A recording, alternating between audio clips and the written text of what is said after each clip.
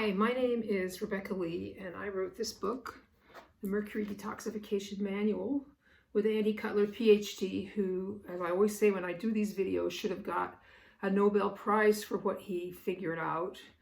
And instead, nobody knows about it much at all, and that's what this video is about. So because I have an online dispensary, I get announcements about educational lectures offered by this or that supplement company. One of the supplement companies sponsored a lecture. It was called Euromedica, and it sponsored a lecture by Jacob Teitelbaum, MD. And I have read his book, From Fatigue to Fantastic, because Andy talked about it in amalgam illness. In amalgam illness, he says this about it in one of the appendices. He says, this is a comprehensive description of chronic fatigue and fibromyalgia and what the patient can do about them, with an excellent appendix for physicians. This book is about halfway between conventional medicine's lack of any real therapeutic approach and the present works, and he was referring to amalgam illness, and the present works focus on chronic mercury poisoning as causal for these conditions. From Fatigue to Fantastic does have useful therapeutic suggestions and tests to identify elements of the disease process, but it does not address a root cause. It also provides information regarding diagnosis and treatment of yeast. So I was really pleased and delighted to get to see Dr. Teitelbaum in the flesh, so to speak. And he is an enthusiastic and healthy-looking individual, quite vigorous, with tons of really useful information. All in his head, which he shared generously and enthusiastically. He says that his, quote, passion has been chronic fatigue and fibromyalgia. As I mentioned, he wrote this wonderful book, From Fatigue to Fantastic, which Andy refers to quite often. He also formulated a line of supplements through a company called Euromedica. I certainly have appreciated his interest in people with little money and his attempt to keep prices down.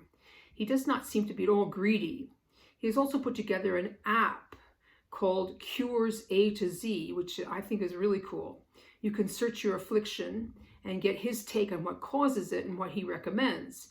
And since on the whole his suggestions are really good, I think this is a great little app.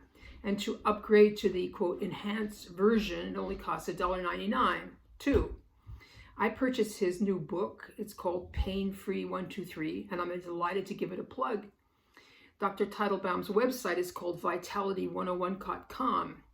I also purchased some of his super duper ginseng product that he seems sincerely enthusiastic about. I'll let you know if it does anything, for me anyway.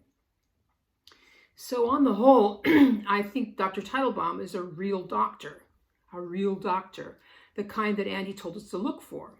He is knowledgeable, he wants to help, and he's really generous too. But here's the problem. He's very gung-ho about a couple of things that we tell people with mercury toxicity to absolutely not do.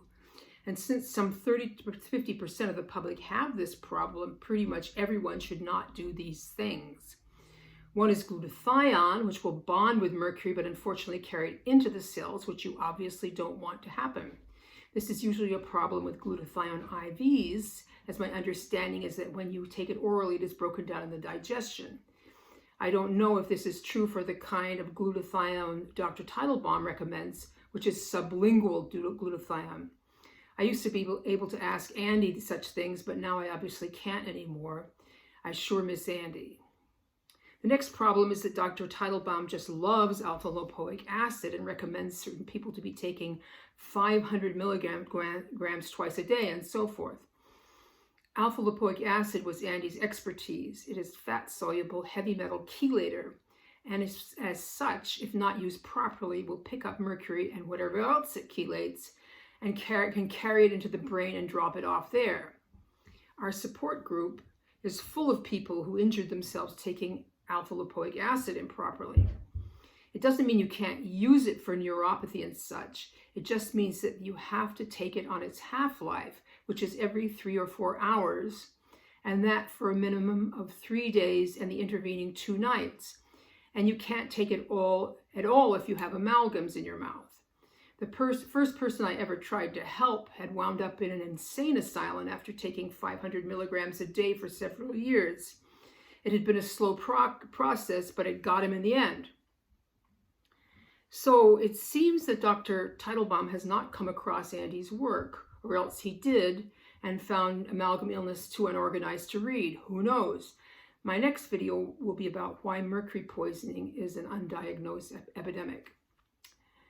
So please like and share and all those good things. Help me grow my audience, and let's get the word out about this underlying cause of chronic illness and what you can do about it.